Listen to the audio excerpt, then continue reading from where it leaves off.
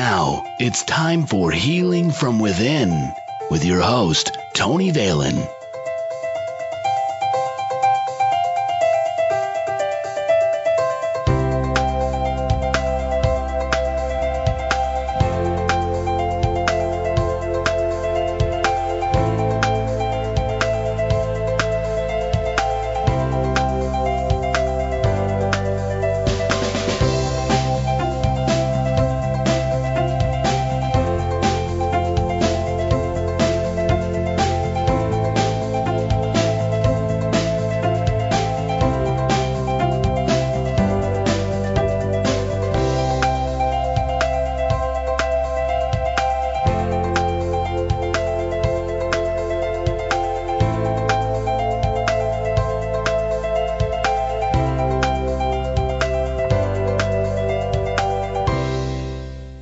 Welcome to Healing from Within. I'm your host, Tony Valen. You can contact me, Tony@TonyValen.com, or visit our website, healingfromwithin.net.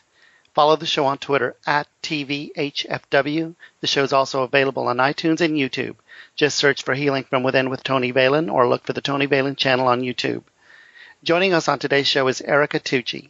Erica is a certified life coach, licensed massage therapist, Reiki master, tarot reader, and author.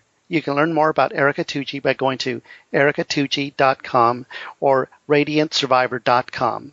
Like Erica on Facebook, erica.tucci, or Radiant Survivor on Facebook. And follow Erica on Twitter, Erica Tucci Muse.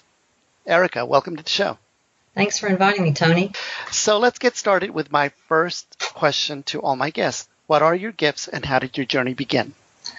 I would say the biggest gift that I had was the stroke that I had. However, I know what you're actually referring to. My gifts, I guess you could say that I have received from Spirit are that I'm Reiki, my energy work, that really started back about 20 years ago when I was just, all of a sudden I started having tingling in my hands and I didn't know what it was. And I'd really kind of just ignored it for a long time until I was introduced to Reiki through a group therapy session that I was in. The therapist wanted to do Reiki on me. And so she and the other people in the session did Reiki on me, and it was an awesome experience, a wonderful feeling that I got. And a couple of years later, I started doing some research on Reiki, and I found it. I started taking classes and everything. I became a massage therapist. So a lot of my work or my gifts or whatever has to do with my hands, my writing, and anything that I do with my hands seems to be where my gifts are. Even with the tarot. I mean, it's the energy through my hands that I'm able to help the clients because, my hands are what shuffle the cards and bring out the cards that are supposed to be appropriate for that client. The tingling of the hands, what does that mean, or what do you think that's a sign of? Well, it's the energy. The tingling is one feeling that a person feels when they're doing Reiki. There's many different kinds of feelings sensations that you may have when you're doing a Reiki session on somebody. It could be tingling, it could be hot, it could be cold. It just depends on what the energy is of the person that you're trying to help. And so there was something going on in the energy inside of me that was going through me. And it just started really feeling very, very strong in my hands. You're a massage therapist. What would be the benefit of massage? I mean, I know, it releases stress on the physical body, but do you think it helps people spiritually and on a deeper level? Oh, I do. I really feel very, very strongly about that. I am certified in a massage called Sacred Lomi, which is a Hawaiian massage, and Lomi actually means massage or rub. And it's the history of that massage, to me, it's the best massage in the world. The history of Sacred Lomi massage is that a long time ago, people would do vision quests. You've heard of vision quests and things. Yes. And people what they would do is that there would be multiple massage therapists working on their body while they're having the vision quest to help them get to their vision, to the vision that they needed to, they were seeking. And they would do it for days. I mean, it depends on how long it would take that person to reach their goal. And so it could be hours, it could be days, whatever. And they would just keep massaging them because in our body, we, there's stored memories and things in our cells, every cell in our body. So I think that it's a very, very spiritual phenomenon to have a massage and stuff. Absolutely. So would you recommend that people have a massage how often? Well, if you can afford it, at least once a week. I was Wow. for a long time during the first years of my stroke, I was having a massage twice a week, and I had a wonderful. He was actually my massage instructor, and he's now my massage therapist, and he's Native American, and he's very spiritually oriented. And there was a funny story, a really cute story. He has spirit guides that would talk to him while he's doing his work on a client. And one of the times that he gave me a massage, he was at my right foot, and I felt a hand on my left breast. And I thought, what the hell's going on? It was hilarious. Yeah. And I opened my eyes, and his name is Tim. He was at my right foot, and I thought, Tim, what's going on? I feel a hand on my left breast. He said, oh, gosh, I have a very, very feisty spirit guide, and I guess he's touching you, And I thought, oh, this is great, Oh, wow. I got such a kick out of it. It didn't bother me, because I knew what was going on, but it was a hilarious experience. For the benefit of the listeners, would you please explain what Vision Quest is? When somebody the Native Americans do this a lot. They go off into the forest or whatever, and they meditate and everything. They're trying to get down to who they really are. They're trying to find out who they are. And what happens is you usually have a lot of different visions of things that are going on in your life, in your psyche, that reflect what's going on in your life. It's just like it says, Vision Quest. It's a quest to seek more information about your life on a spiritual level. Tell us about being a certified life coach. Well, a life coach, the way I feel about it, coaching, it's really helping a person. It's more like facilitating the process of a person, taking them from like point A to point B in their life, whether it's in a professional environment, whether it's a relationship environment, whatever it's personal, spiritual, whatever they have that they're working on. You're like a guide. You're trying to help them.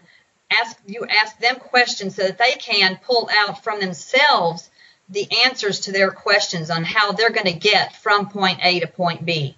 It's not like you're telling them what to do. You're trying to help them find out for themselves what the answers are. Does that make sense? Absolutely, yes. Self-discovery through it, but yes. You're guiding them. Yes. Wonderful. I also introduced you as a Reiki master, and we kind of got into that. The reason I was asking you about the tingling of the fingers is because at that time I wasn't sure if you were going to tell me that it was because of the Reiki energy or if it was a symptom from possibly the stroke or something going on with your body. No, the tingling happened 20 years ago. My stroke was only 4.5 years ago. So It was a Reiki. Yeah, it was about energy. It was kind of just an introduction to what I was supposed to do, I guess in my life. And it was through my hands. And that's why I started looking into Reiki, because Reiki is hands-on energy work. Does it feel more like whenever your extremities are going to sleep, or is it a different type of? No, it's alive actually. It's not. It doesn't feel like you're going to sleep. It's like having heat coming from your hands. Okay. Yeah. In fact, sometimes I'm starting to have it now again, more and more. As Wow. I get more further down the journey of the path of recovery, I'm starting to feel it more and more in my hands again. And when you do these sessions with people, do they feel the results right away, or does it sometimes take a couple of days for them to even feel something? Either way. It can be either. I have a wonderful little story about that. That I remember when I first started learning Reiki, a friend of mine she had learned Reiki too. She had a cat that was not feeling well. That the cat wouldn't sleep, wouldn't eat, was listless, and meowing all the time. So she said, Erica, can you do some distant Reiki on my cat? And I said, sure. So I did. And when I was doing a session on the cat, and this was long distance, and when I was doing the session, I picked up something in the liver, the area of the liver, but I poo-pooed it. I didn't think anything of it. So then the next day she called me and she said, you know what? My cat slept last night. She's feeling better. She's eating now. Thank you so much. I said, but you know what? I picked up something in the liver area and I don't know what it was. I really don't. Well, we kind of left it. We just kind of left it at that. 2 months later, when I had a birthday party and she came to the party, she said, Erica, I finally was able to take the cat to the vet and she had a liver infection. And my jaw just dropped. I thought, oh my gosh, I can't believe that that's something that I picked up, Yeah. So it was really kind of a fun kind of experience. Now, what happens I usually pick up things on people, whether it's a physical or an emotional phenomenon. They could have, like I did one person, and I was touching her heart area. And I felt something about her father, and I started talking to her about it, and she started talking through it and everything. She was crying and everything. Mm-hmm. And afterwards, she felt so much more peaceful. And I feel very, very strongly that when you're able to voice something that's inside of you, some emotion or whatever, that's a release. Because you're able to release it, it makes you feel better afterwards. Yeah. You're also a tarot card reader. How do you incorporate this with the healing you provide? I'm a fledgling tarot card reader. I loved it. It's funny that the stroke actually led me to tarot. Mm-hmm. And as I was telling you before, how a coach actually guides somebody through their life, through some situation that they're going through, the tarot really is like a tool to do that. It's an awesome tool. It takes the tarot, it's broken up into two different sections, the major arcana and the minor arcana. Mm-hmm. The major arcana is actually what's called the hero's journey, or the fool's journey, where a person goes through the whole journey. It's it's really symbolic of your own personal life. Because you go from the beginning as an initiate or as a fool, where you're going into new things, and you go through these different rites of passage throughout your life, to the point of total fulfillment at the end of your life. And that's what the tarot does. It carries you through this personal journey. And that's why I like using it with coaching, because it really does help the person. It gives them the information, whatever the cards are telling them. It gives them the guidance. It tells them what to do, suggestions as to what they may need to do to get through the passage that they're going through. It's just a phenomenal way to use that as a tool for, facilitating somebody else's healing, actually. Do you provide healing for women only, or do you also offer services to men? Before I had my stroke, most of my focus was on women. That's really where my strength is, because I'm a woman. It's the women that are 40 and above. That was my focus. That was my audience. But since I had a stroke, the stroke affects everybody, And doing tarot cards and things like that, it affects everybody. What I'm really still trying to focus more on women. The thing about it is that we all have feminine and masculine energies within. Mm-hmm. And so even if a man comes to me, I will help them in whatever way I can, but I can't do the kind of work that I do with women, with men, because that's just not my forte. What is the specific differences between men and women? Besides, I totally understand from the energy standpoint that there is male energy and female energy, and I really think we need a balance of both, because the male energy may keep us on the straight and narrow and accomplishing goals and whatnot, but we still need the creativity and the openness and the softness of the woman energy. So do you help men, I guess, get more in touch with their feminine side? Well, when I tell you, I have to be honest, since I had my stroke, I haven't done a lot of work, period. Okay. So, and I really just haven't, because I've been trying to just recover from my stroke. But I will say that the men that I do talk with, that is something that I try to do. I feel that I can communicate sometimes better with men than I can with women, because I feel like I have a connection with men because I am so masculine driven myself. In fact, that's the reason why I had a stroke. That aspect of me inside, I feel like I am able to talk with men in that light, talking about their femininity and everything. In fact, I don't like talking about this too much, but my youngest son, has had some issues with trying to find out where he is between his masculine and feminine sides. And so we've talked it through a lot. Mm-hmm. And we've come to some conclusions with what it is that he's going through. Absolutely. And I think that's wonderful when he's able to discuss that with you and have that trust in you to come to you and discuss that. I'm fortunate, actually, because I have very, very strong relationships with my two boys. I have a 22-year-old and a 25-year-old, and we really are very connected. My oldest son is so cute. When he used to be young, when he was younger, like 6 or whatever, he used to always say, "Mama, we're just so connected." And I always tease him about that now, even now, because it was just so cute when he said that. What is the sacred feminine essence? Well, that is when a woman gets very, very connected to that goddess within, that divinity, that inner divinity, the feminine power within, her authentic voice. We have been so dominated by the masculine energy our whole lives, and we've been living by masculine principles for so long that have dictated the where we're supposed to live, how we're supposed to be a woman. It's suppressed us. And so what I think what women are doing now is they're trying to reach into their soul and find out who they really are underneath all that conditioning, underneath all that garbage that we've been taught and everything. And it's like the goddess within. The masculine principle, can you elaborate a little more on that? That's the masculine. That's what we've been, under for so long. It's that the male principle really has to do with logic, rational, thinking. It's more mental. It's the analytical. It's the power. Now, on the negative side, it's the power hungry kind of masculine energy. It's the ego-based kind of mindset. It's all that what we've been under for so long. The thing is, there's a need for it. There's a need for that masculine energy, the aggression, the ambition, the drive. Those are positive things. The ambition, right. The drive, and everything.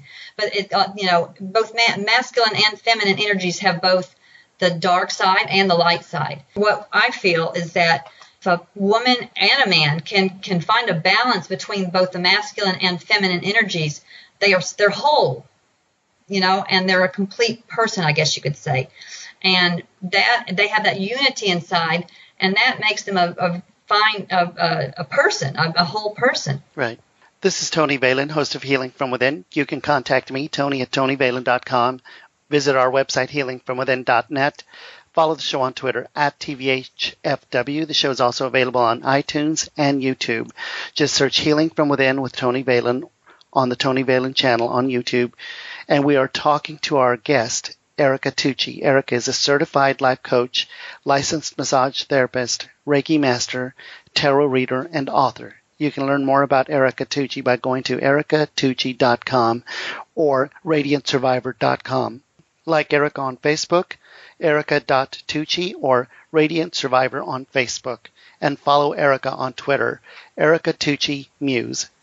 Now, Erica, before we go to talk about Radiant Survivor, I have a couple of questions for you. And really, the question, I guess, I really want to get to the essence of you. What does it mean to you to be a woman? Being a woman, to me, means to honor the sacred feminine within me, the goddess essence, knowing that I'm one with spirit, with the great mother that embodies that feminine essence, being a creator of life, not only of a physical life, but of anything that bubbles up from my soul, creating an image of what I see my life as being, and then being able to manifest it into reality, to have the innate ability to see things beyond our physical vision, being able to cherish my body as a vessel of my soul and to use and nurture it in a capacity that nurtures my soul through whatever pleasures I feel I wish to engage in, to be comfortable with my sexuality, being able to also embody my masculine aspects of my psyche as they are also a part of me as a woman. I create, yet I also act. I felt that was a good way of defining myself as what I thought was a woman. Absolutely. Thank you for sharing. Let's focus on the book Radiant Survivor. Okay. How to Shine and Thrive Through Recovery from Stroke, Cancer, Abuse, Addiction, and Other Life-Altering Experiences. How did you come up with how you structured the book? As I was writing it, I would have something that would be something that I needed to work on, an issue or whatever, like never giving up or believing in myself or living in the moment or things like that. And I would write a chapter, on that theme. Right. Now, what I had done also is I had solicited a lot of stories from other people that have had life-altering experiences. Because my story is not the only one that's in the book. There are stories about people that have cancer, that have had alcoholism, addiction, abuse, MS, anxieties, all kinds of things. Mm-hmm. And then I would pick a story that seemed appropriate for each chapter based on the theme. And that's how I compiled all my different chapters. Then There was now the book that I wrote called Zesty Womanhood at 40 and Beyond, which is the basis of my Yin Radiance program that I developed for women. It has exercises in the back of each chapter. And so what I did was I also, for my Radiant Survivor book, I included exercises in the back of each chapter to help the reader take what was in the chapter and apply it to themselves. The book gives information, then asks the reader to get out a notebook and actually participate. So Right. when the reader actually participates, how would they participate? What should they be doing, or what do you think they should be getting out of it? When you start writing down, for example, writing down the chapter on limiting beliefs, write down the limiting beliefs that you have on one side, and this is the exercise. And then on the other side, you figure out what kind of behaviors or what kind of thoughts can I have that can offset those limiting beliefs so that I can get past the limiting beliefs. So it's an exercise to try to pull out in them what it is that's bothering them and how they can, on their own, heal themselves from those limiting beliefs or whatever it is that they're having problems with.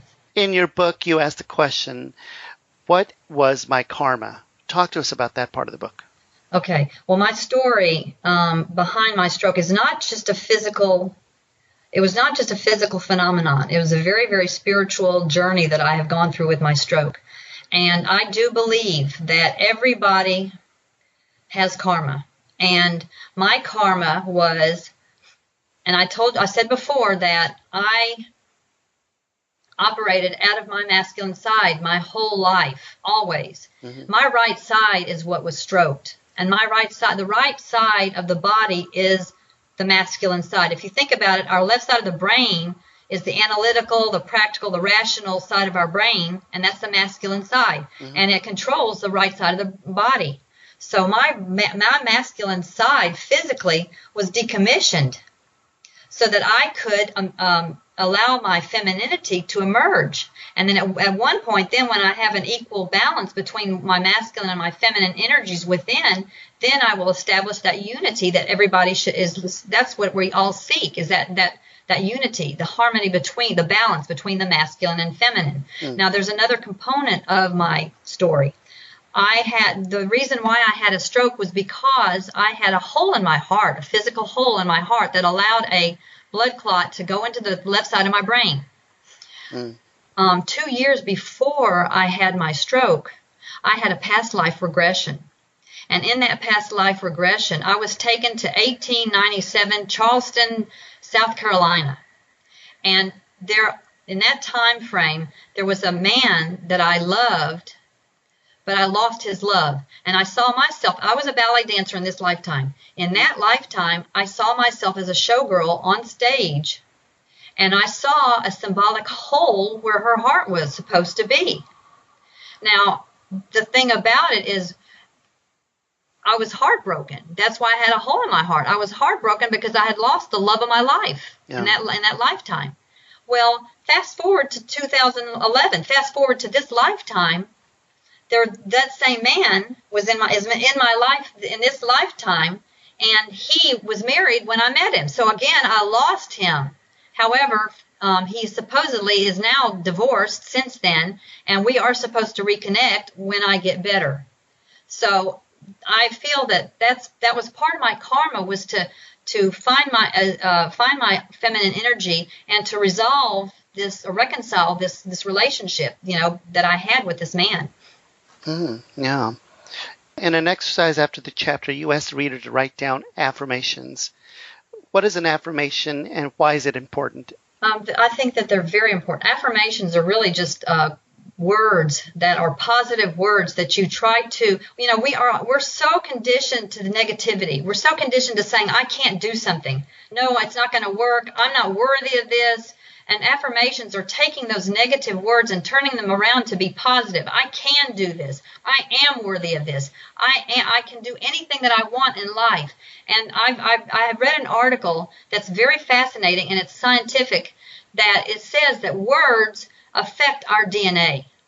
We can change our DNA with our words. So if we talk to ourselves consistently on a regular basis in a positive way, eventually we can change the way we believe in ourselves and believe in everything in our whole lives, our reality. We can actually shift our reality. There's an exercise later in the book where you asked the reader to read a book by Carolyn Mace called Sacred Contracts. Talk to us about why you chose this book and what an archetype is. Our lives, we are really born with knowing what's going to happen in our life.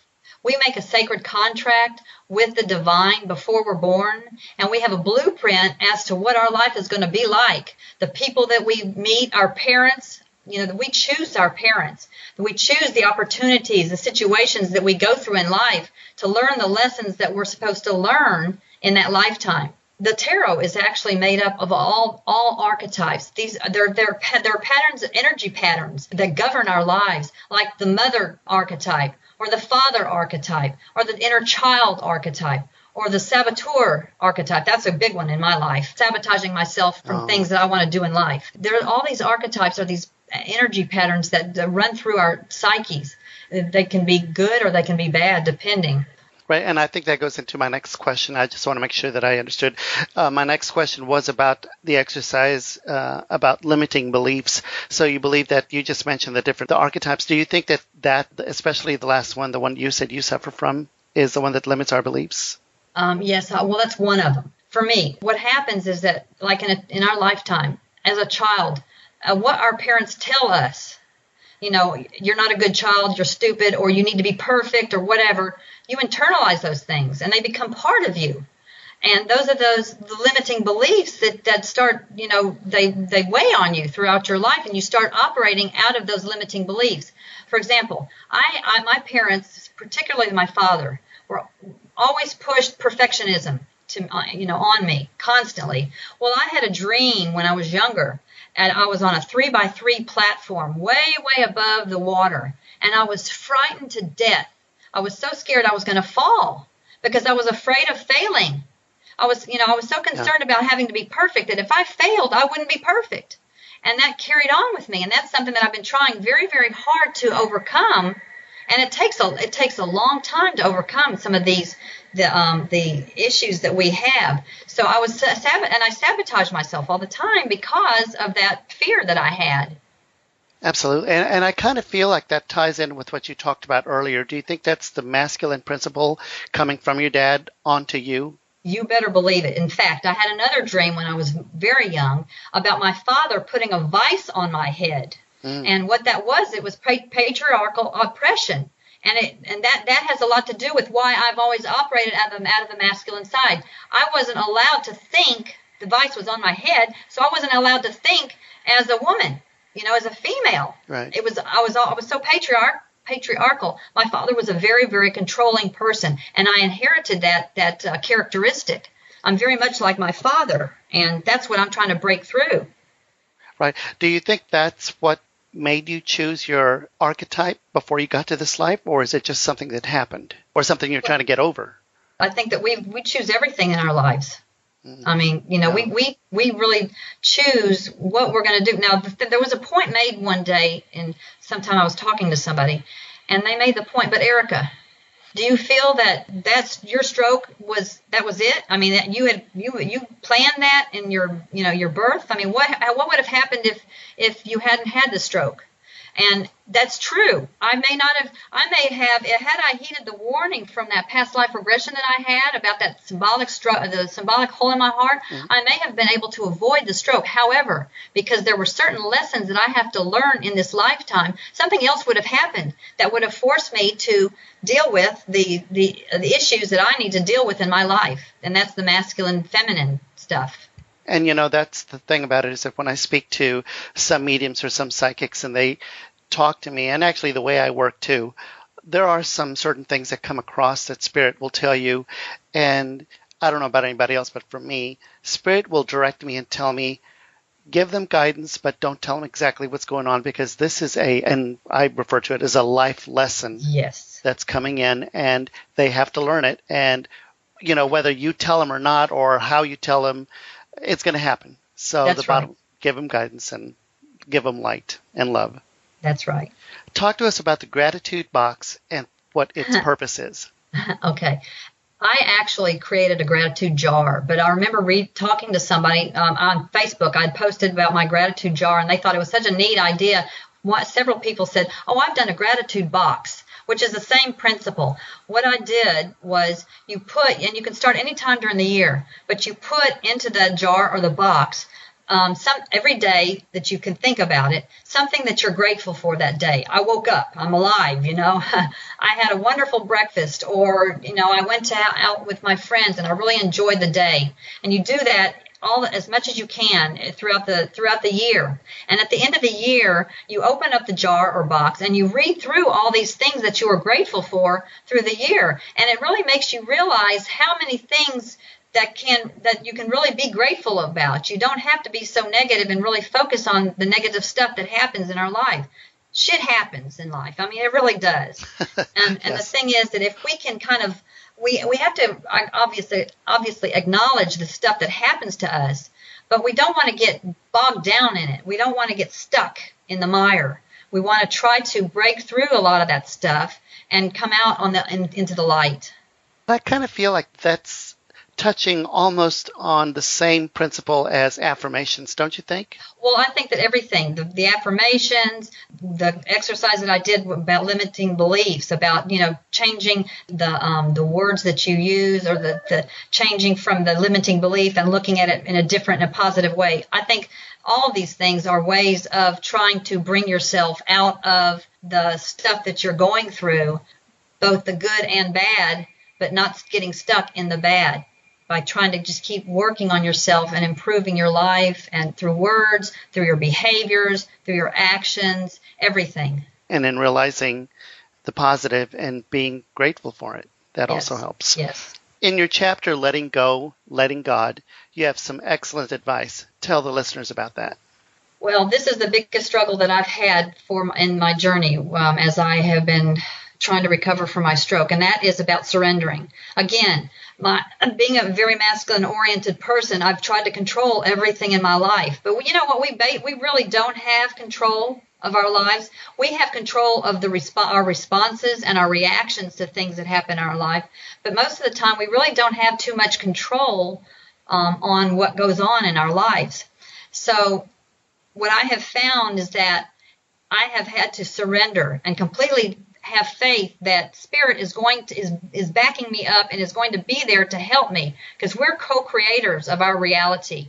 We co-create with Spirit. We have to do our part, but then we have to surrender, and we have to have faith that Spirit will do its part also in guiding us to where we want to go. I have two things. I have a mantra that I go by. I am on a magic carpet ride with Spirit at the helm. And the other thing is, I like to use an analogy. It's like the river. The river knows exactly what it's supposed to do in life. So it flows and it flows. And when it comes upon some kind of an obstacle, like a rock or whatever, it doesn't fight it. It can't fight it. It's not natural for it to fight it. It just flows over it or flows around it. And it doesn't fight. What do we try to do? When we come up upon an obstacle, we get defensive. We try to control it. We try to do what we can to avoid it, instead of going with the flow, moving organically in life. And I think that if we understood that and let go and let God and go along and be guided properly by the higher powers, I think life would run so much more smoothly than it does for us. And I definitely agree, with what you just said. Things happen in life, and you can't control what happens, but you can definitely control how you react to it. That's so powerful. In another chapter, You Can Survive and Thrive, you have an exercise where you do visualization. Tell us about that.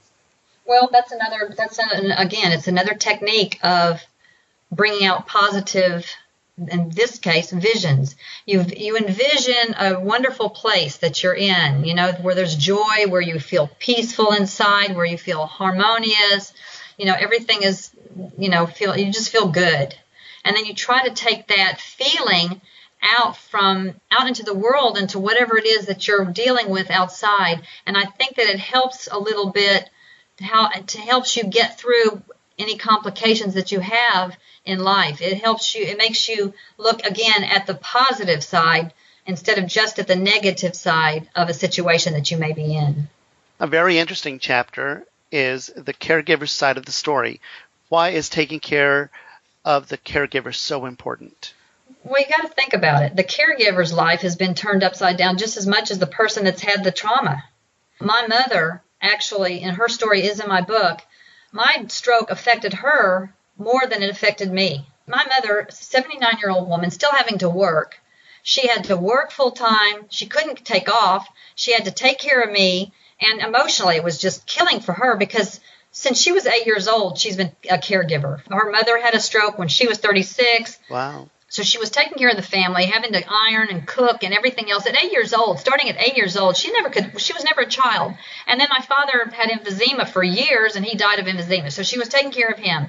And then my brother had problems, and now I had the stroke. So she's lived a life of caretaking or caregiving.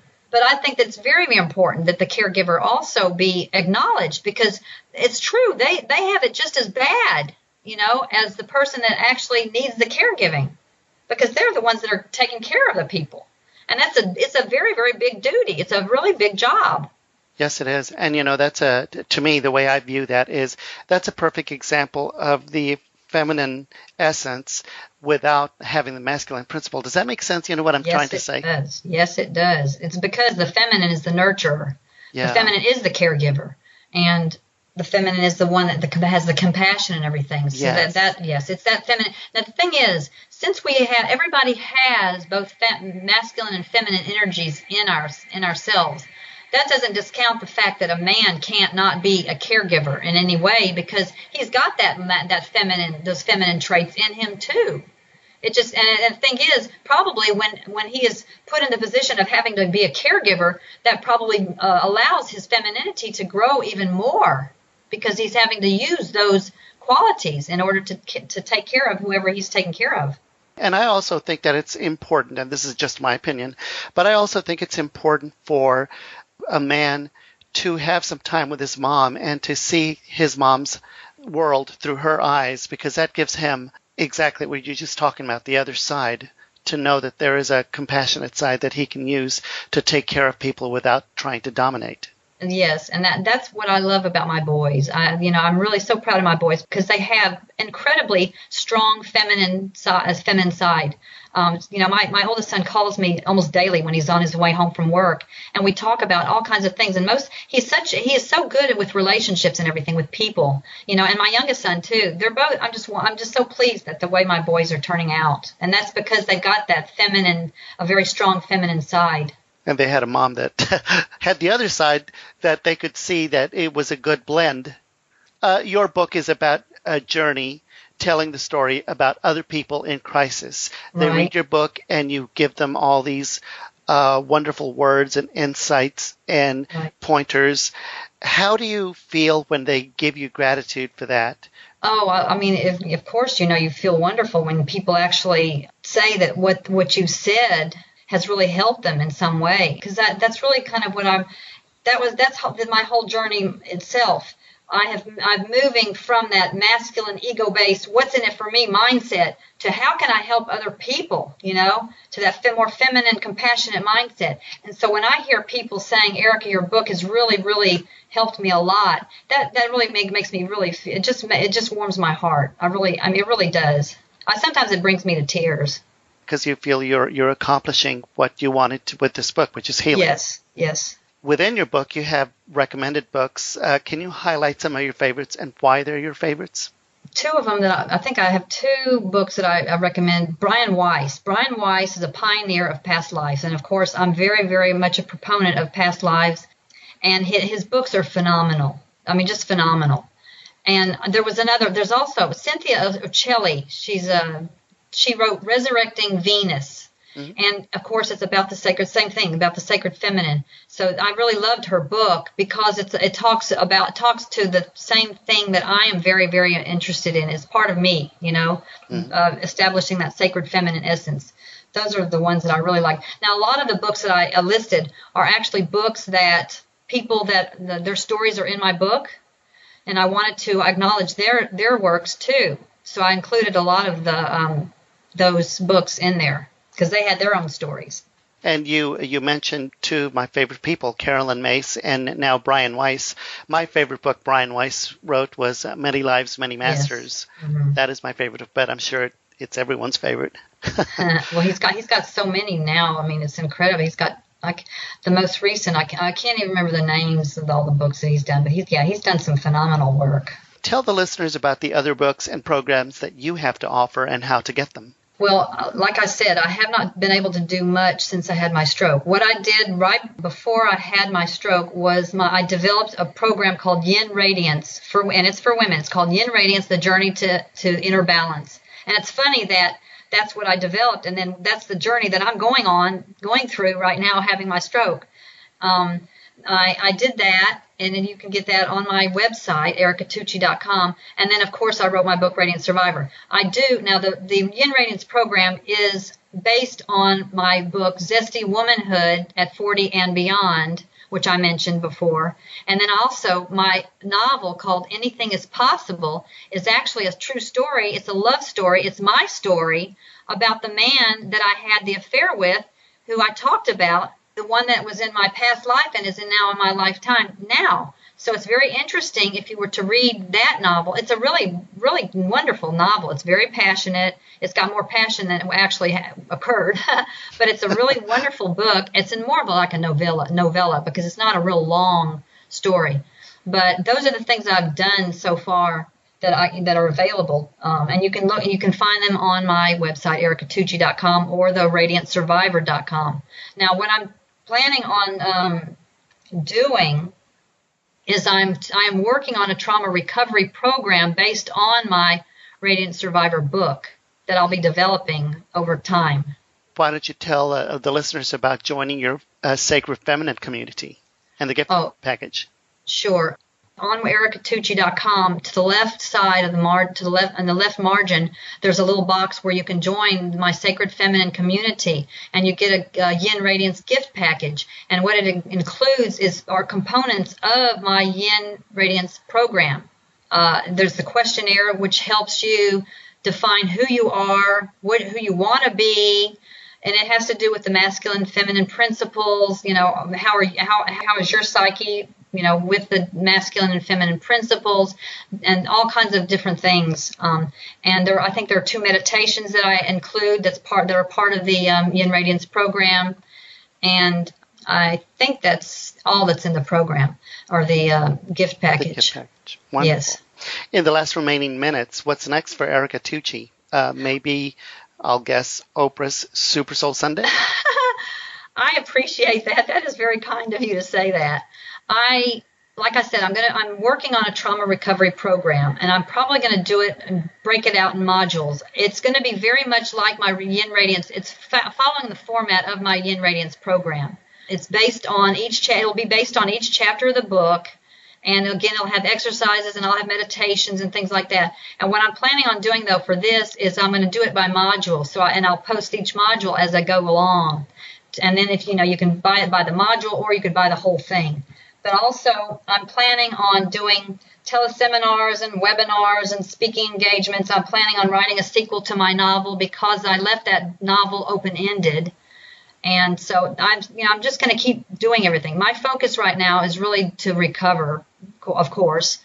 But as I'm recovering, I think part of my healing is helping others still.